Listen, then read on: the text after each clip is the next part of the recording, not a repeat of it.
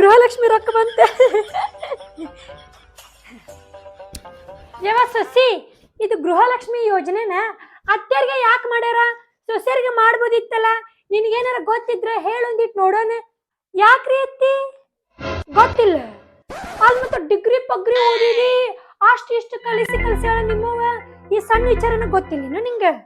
ಅಲ್ರಿ ಅತ್ತಿ, ನಾವು ಡಿಗ್ರಿ ಓದುವಾಗ ಈ ಗೃಹಲಕ್ಷ್ಮಿ ಪ್ರಹಲಕ್ಷ್ಮಿ ನೀವ್ ಯಾವ್ದು ಬಂದಿದ್ದಿಲ್ರಿ, ಅದಕ್ಕ ನಮಗ್ ಗೊತ್ತಿಲ್ರಿ ಅತ್ತಿ.